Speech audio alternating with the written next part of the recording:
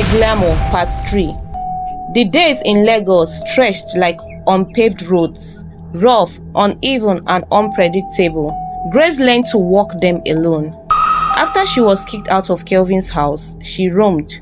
For 2 nights, she slept outside the mechanic's workshop, clutching her box like a lifeline. Her makeup brushes were still intact, her only treasure. On the 3rd morning, a woman frying akara by the roadside noticed her. "You no get where to stay?" The woman asked. Grace nodded. "You go fit manage my store for nights, just for now." It was small, a concrete shed, barely big enough to lie down in, but it had a roof. That night, Grace cried herself to sleep on a flattened carton, hunger gnawing at her stomach like rats. She hadn't eaten since morning. Her last morning had gone into transport, but the next morning she stood up, dusted her clothes, put her hair into a bun, and went to the streets. She walked to the bus park holding her makeup box, offering her services to anyone who would listen. Pregnant women, market sellers, wedding guests. She did braids under umbrellas, makeup in the back rooms of event halls. The pay was meager. Sometimes it was only food. Each evening she returned to the shed, shut the small door, and stared at the ceiling. She opened WhatsApp. There, she saw Peace status played. Peace is in a designer's gown, sipping champagne in an Abuja hotel room. Next, Olivia by a pool in Lekki, fake lashes and glowing skin.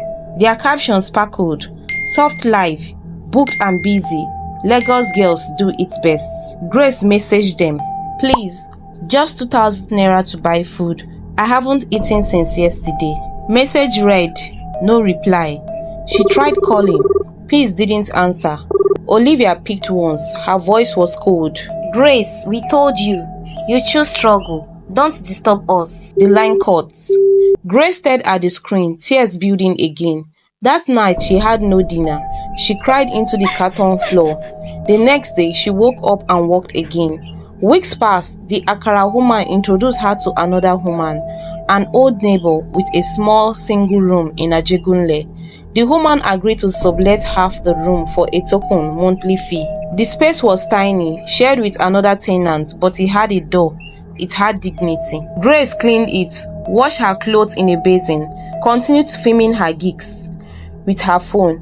She posted makeup tips on Instagram, uploaded short videos of her braiding. Her captions were simple: from the streets to the salon, one face at a time.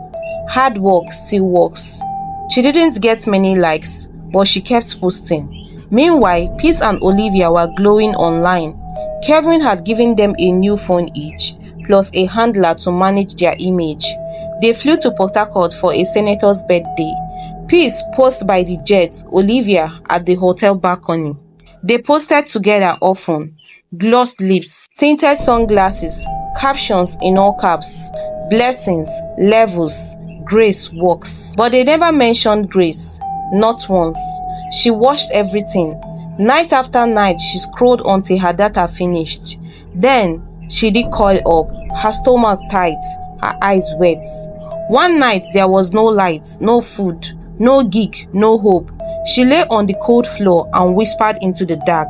"God, if you are still there, don't forget me." Her voice cracked.